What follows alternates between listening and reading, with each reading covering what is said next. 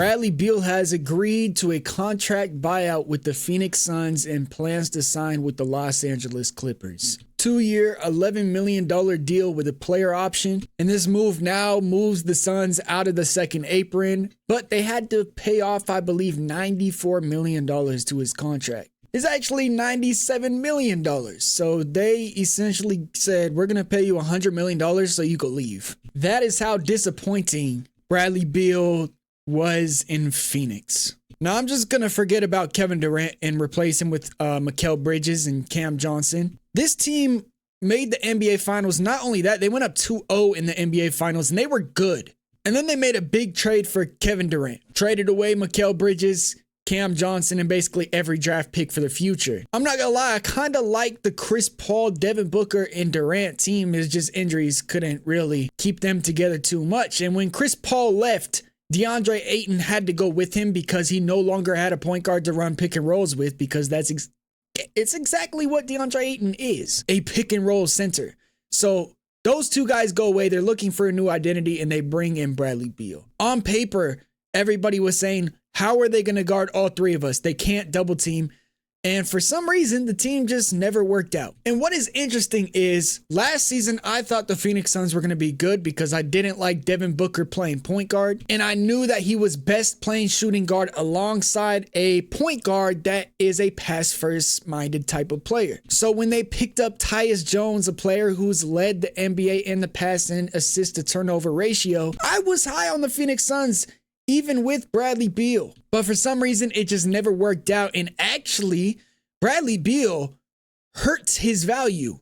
He was not the same guy that he was in Washington. And he was the guy that had to take the back seat to these two guys right here. Because the big question surrounding them when Beal joined the team was, who is going to take the most shots? And there's only one ball on the court. Bradley Beal actually, at one point in his Suns career, came off of the bench. And actually, Suns fans like that. But he's making a lot of money. As you guys can see, they bought out $100 million left of his contract. One of the worst contracts in the league. And on top of that, one of the few players in the league that actually had a no trade clause. But I'm not gonna lie, this is not a Suns video. This is a Los Angeles Clippers video. And I know you guys see the hat. I am not a Clippers fan, okay? I got this for free when I went to a Clippers game because Clippers tickets are cheaper than Lakers tickets. This was back when they played at crypto. But who cares about all that? I want to talk about the roster that they have right now. If you guys don't know, I am a James Harden super fan. He's one of my favorite players of all time, number 2 to be exact, behind Kobe Bryant. And I love James Harden, man, and I've been following him his entire career, and I know what teams fit him best. And I'm gonna come out and say it.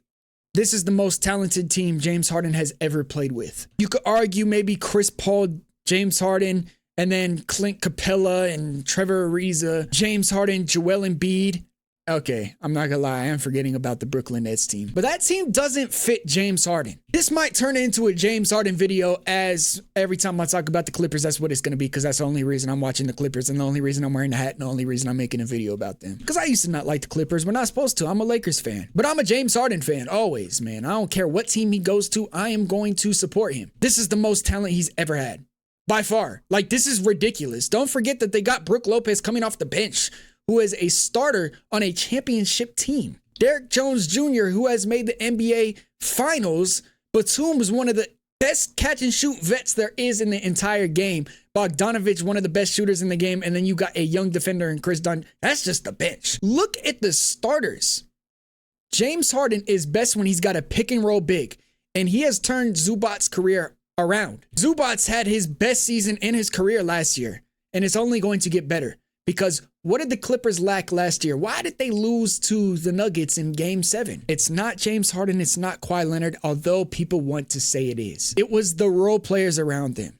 Norman Powell is a guy who had a career year and was actually in all-star talks. And a lot of people thought he got snubbed from the all-star game, which I can't argue with. Had an excellent regular season, but when it came to the postseason, I was very disappointed in Norman Powell. In my opinion, he held them back a lot. I don't think he was ready for that type of moments. And I think he's a big reason they lost that series in the playoffs. So now you exchange Norman Powell for Bradley Beal. who has had playoff experience as the #1 scoring option, so he's ready for the moment. Norman Powell didn't have to be the #1 scoring option. They had 2 guys ahead of him, and he still couldn't give them what a third option should have or could have done to get them over the top into the next round. I think adding Bradley Beal is a sign that the Clippers believe they're still right there, and they knew they needed a third option. Now, the question is Bradley Beal a third option? Because in Phoenix, it did not work out, and we seen he was the third option. But I'm not gonna lie, he's been through so much trauma and drama over the last couple seasons with the Suns that at this point, he's probably used to it. And he's actually younger than Norman Powell. It's only a month. I don't care. The fact that Bradley Beal is younger than Norman Powell is crazy. In my opinion, this is a low risk, high reward type of trade, even though Norman Powell was such a big, important piece to their success last year. But hear me out. I might sound like a Harden glazer, like I am, but James Harden will make these type of players better. A guy that is being left open off the catch with a closeout coming towards your face. Are you kidding me? That's what we thought Bradley Beal was going to get in Phoenix. And maybe he did. I can't even tell you what went wrong in Phoenix. But the type of role Bradley Beal is going to get on this Clippers team is going to be the easiest basketball he's ever played in his life. James Harden is best with a pick and roll big and shooters around him. We're not even talking about John Collins. Some people probably didn't even realize they traded for him because I didn't even make a video about it. They traded recently Norman Powell for John Collins. They made this deal because they knew they were going to get Bradley Beal. And that's a very risky move. But then you look at who they got back and you're like, maybe it's not risky because John Collins is a really good basketball player. This is not some crazy trade that they had to put a whole bunch of picks in to get off of him. In my opinion, this is a pretty even trade.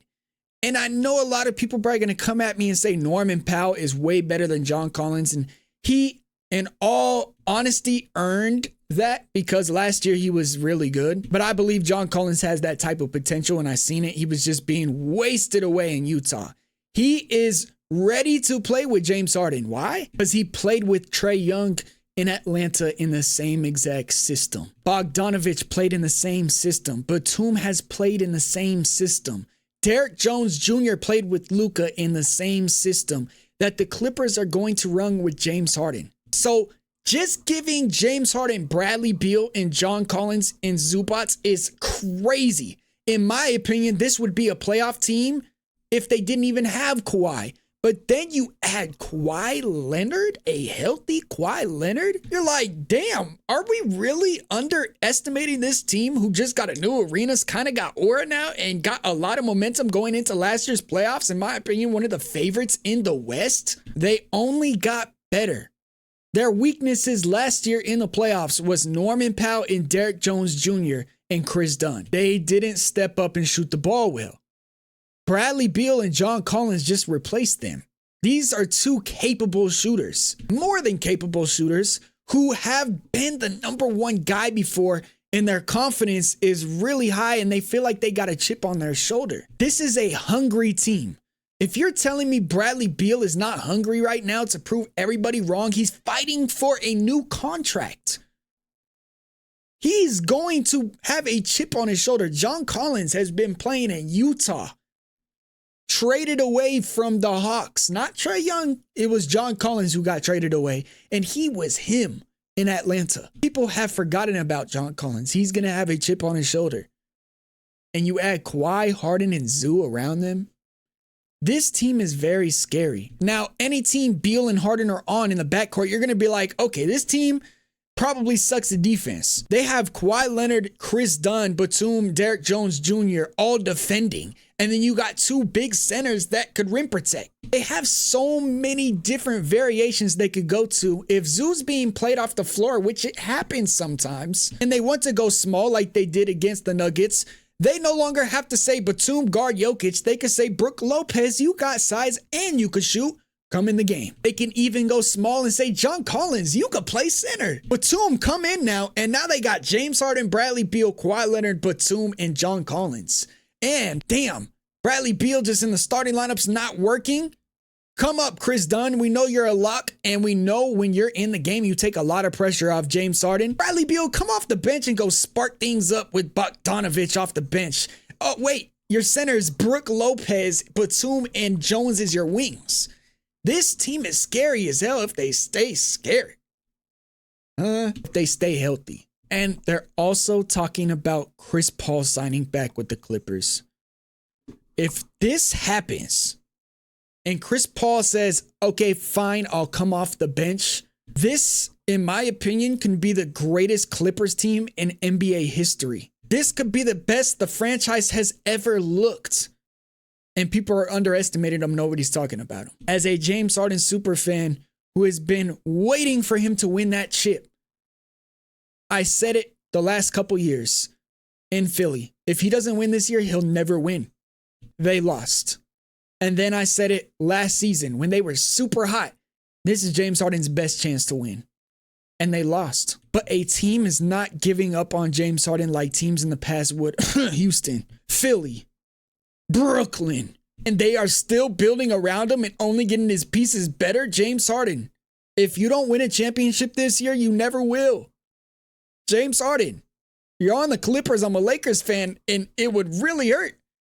But I'm gonna need to see you win if Luka can't get us there. In all honesty, I'm so excited for the Clippers next year, and I'm probably going to watch them a lot. This is a lot better than that Paul George team. This is the most talented team James Harden has ever played with. What are your guys' thoughts on this trade? And Suns fans, I know you guys probably wish I talked about your team a lot more, but in all honesty, I don't even know what to say about that team at this point. I don't even know what they're doing.